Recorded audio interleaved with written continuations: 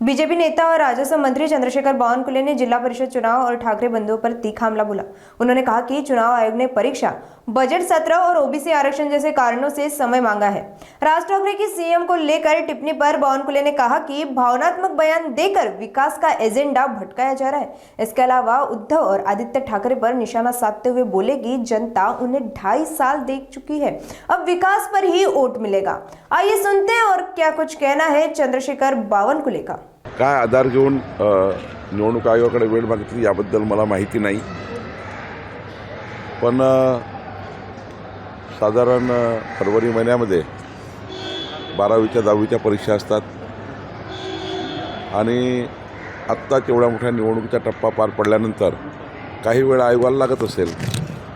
Budget session आहे, त्यानंतर availability of officers आहे किंवा निवडणुकीचा एवढा मोठा मॅनपॉवर आहे, अधिकारी वर्ग आहेत। त्यामुळे निवडणूक आयोगाने मात्र कुठल्या मुद्द्यावर आहे तसेही ओबीसीच्या आरक्षणाचा एक किळा अजूनही सुप्रीम कोर्टमध्ये आहे। एखाद्या वेळी राज्याच्या पूर्णच निवडणुका घ्यायच्या असतील तर 21 जानेवारी जी डेट दिलेली आहे सुप्रीम कोर्टाने, त्या डेटलाही मला वाटतं ओबीसीच्या आरक्षण जे 50%च्या वर गेलं त्याबद्दलही समजा काही निर्णय येणार असेल किंवा आम्ही त्या ठिकाणी सरकारची बाजू मांडणार आहोत।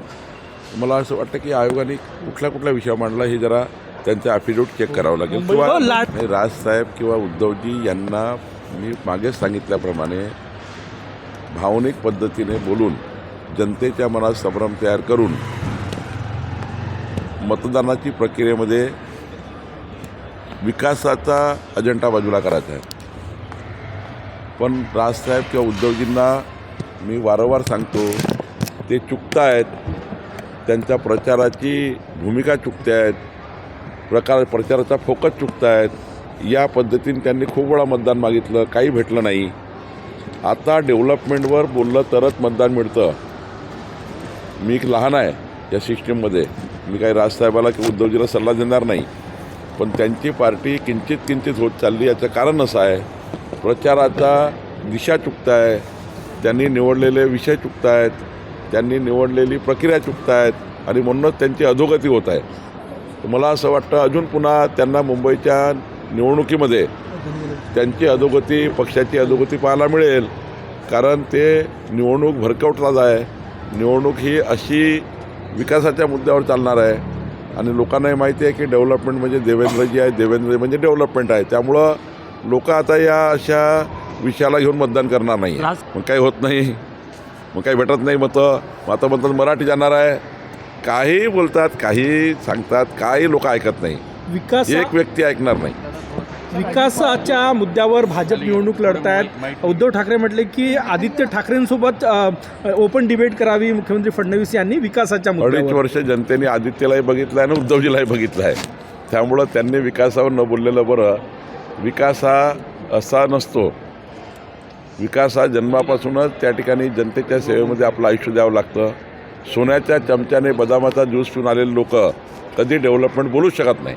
काहीतरी सांगतो ना मी वारंवार की यांना दिशाच कळत नाही आहे, त्यांना महाराष्ट्र कुठे चालला, मुंबई कुठे चालली कळत नाही आहे। त्यामुळं काय आता देवेंद्रजीची आदित्यजी बरोबरी करणार आहे, काय लावलं आहे? महाराष्ट्र जनतेला हे तरी मान्य आहे का? महाराष्ट्राच्या मुंबईला तरी मान्य आहे का? आदित्यलाही सुद्धा मान्य आहे का की आदित्यजी देवेंद्रजीसोबत येतील विकास मांडतील? खरं तर काहीतरी पोकळ गोष्टी करायच्या आणि भरकटवायचं असंच मला दिसतं। काँग्रेसला लाडक्या बहिणींचा एवढा विरोध का असा प्रश्न उपस्थित होतो, कारण की निधी मिळणार आहे त्या विरोधात कुठंतरी पत्र देणं किंवा विधानसभा निवडणुकीतही झालं, आता पण तोच मुद्दा काँग्रेसकडनं विरोध दिसतोय। काँग्रेस पार्टी लाडक्या बहिणीच्या विरुद्ध आहेच। कर्नाटकमध्ये काँग्रेसने लाडकी बहीण योजना बंद केली, ज्या ठिकाणी काँग्रेस आली लाडकी बहीण योजना बंद झाली। महाराष्ट्रात त्यांनी प्रयत्न केला, हायकोर्टमध्ये गेले, हायकोर्टाने त्याला हाकलून दिलं। मग त्या ठिकाणी त्यांच्या लोकांनी घोषणा केल्या आमचं सरकार महाराष्ट्रात आलं तर लाडकी बहीण योजना बंद करू।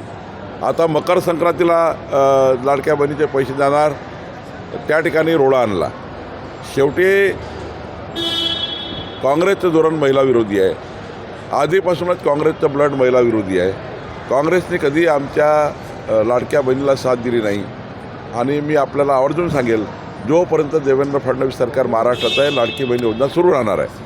अंबरनाथमध्ये भाजपला धक्का बसण्याची शक्यता आहे, कारण